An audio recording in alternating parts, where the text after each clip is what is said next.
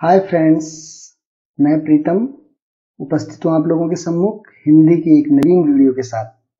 आज की वीडियो में हम हिंदी भाषा के अंतर्गत शब्द क्या है, शब्द की उत्पत्ति किन किन आधारों पर हुई है, इस पर बात करेंगे। जैसा कि आप जानते हैं, विचारों का आदान प्रदान करने के लिए हम भाषा का प्रयोग करते हैं। भाषा की शक्ति उसकी शब्द योजना और शब्द भंडार के आधार पर होती है। शब्द वर्ण के मेल से बनते हैं। आइए वर्णों के इन मेल को देखें। सूरज, गुलाब, वृक्ष, कमल, ये शब्द अनेक वर्णों से मिलकर बने हैं और इनका एक अर्थ है। इन शब्दों के को पढ़ते हुए हमारे मस्तिष्क में एक चित्र उभरता है। इनसे एक निश्चित अर्थ का बोध होता है। इस प्रकार हम कह सकते हैं, वर्णों के योग से बने सार्थक वर्ण समूह को शब्द कहते हैं। शब्दों का एक सार्थक अर्थ होता है। आइए अब इस पर विचार करें कि शब्द निर्माण के कितने भेद होते हैं। मुख्यतः हिंदी भाषा के अंतर्गत शब्द निर्माण के 4 भेद हैं।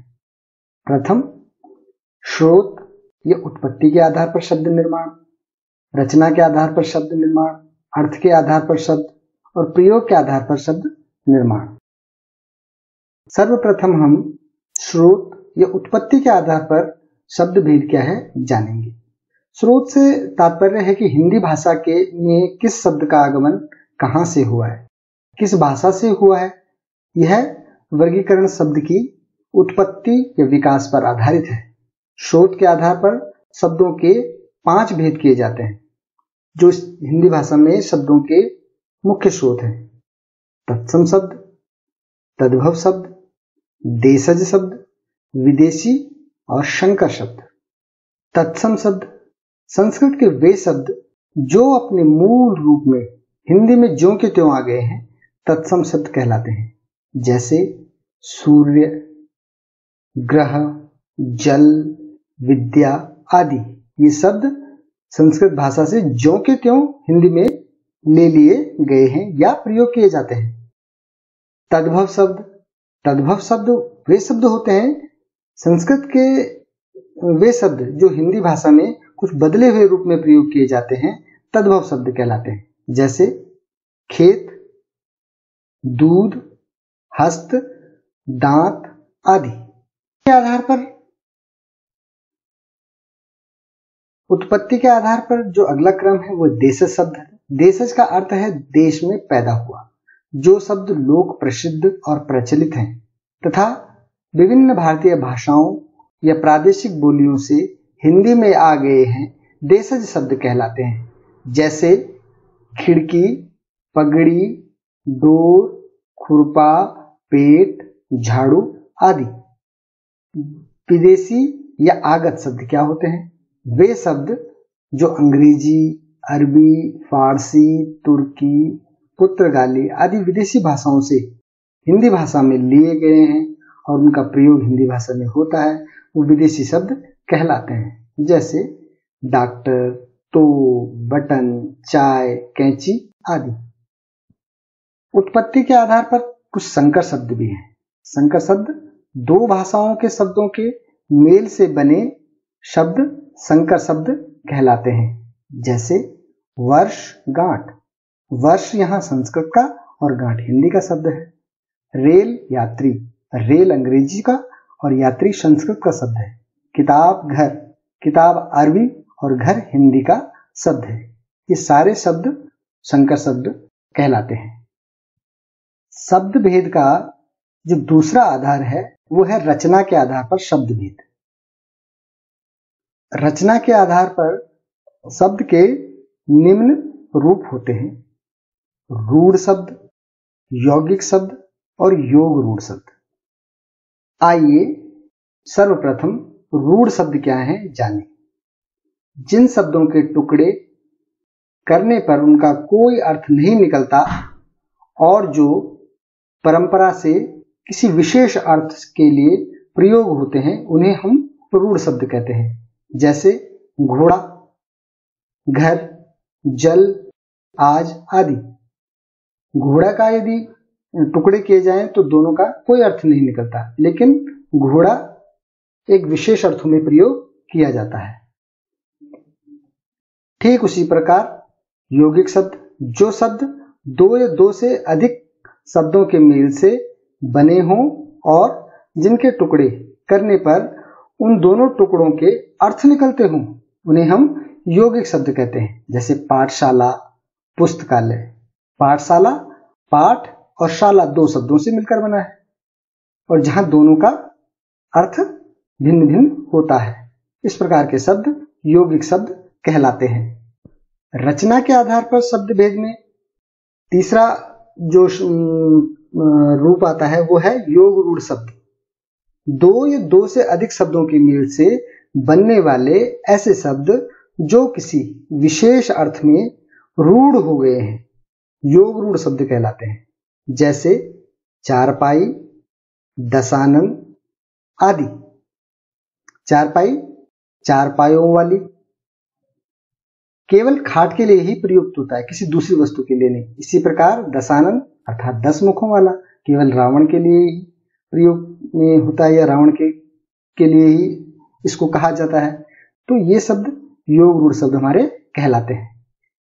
शब्द भेद का जो तीसरा आधार है वो है अर्थ के आधार पर। अर्थ के आधार पर शब्दों को कितने भेदों में बांटा गया है।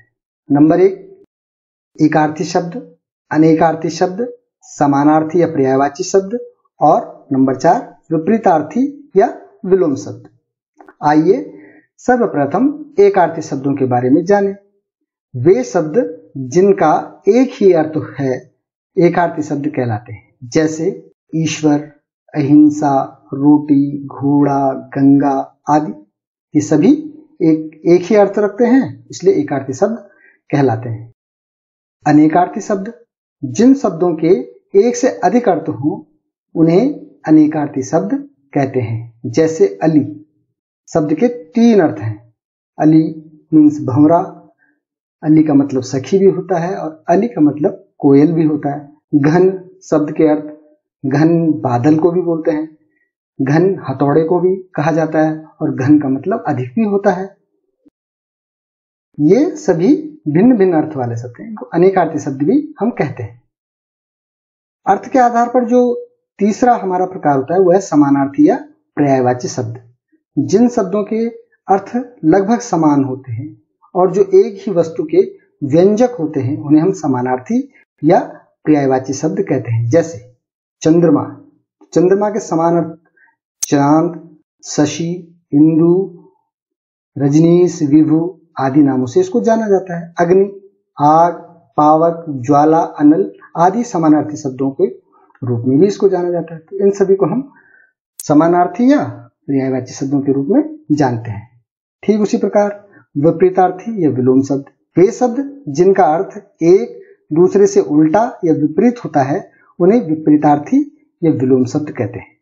जैसे सुख का विपरीतार्थी शब्द दुख, आरंभ, अंत, अंदर, बाहर, एक का विलोम अनेक आदि विपरीतार्थी या विलोम शब्द कहलाते हैं। शब्द भेद का जो अंतिम आधार है वह प्रयोग के आधार पर। वाक्य में प्रयोग के आधार पर शब्द पद 2 प्रकार के होते हैं, विकारी शब्द और अविकारी शब्द। आइए प्रथम विकारी शब्द पर बात करें।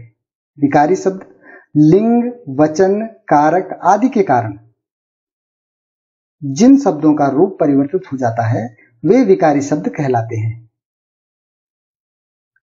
लिंग, वचन, कारक आदि के कारण जिन शब्दों का रूप परिवर्तन हो जाता है वे हिंदी भाषा में विकारी शब्द कहलाते हैं। विकारी शब्द 4 प्रकार के होते हैं, संज्ञा आधारित विकारी शब्द, सर्वनाम आधारित विकारी शब्द, विशेषण आधारित विकारी शब्द और क्रिया आधारित विकारी शब्द। प्रयोग के आधार पर शब्दों का अंतिम रूप होता है अविकारी शब्द। अविकारी शब्द वे शब्द जो सदा एक जैसे रहते हैं, अर्थात जिनमें लिंग, वचन, कारक के कारण कभी कोई विकार या परिवर्तन नहीं आता है, हिंदी भाषा में अविकारी शब्द कहलाते हैं। आशा करता हूं इस प्रकार आपने हिंदी भाषा में शब्द रचना के भेद, शब्द की उत्पत्ति के आधार और शब्द क्या है जानना समझा होगा। धन्यवाद।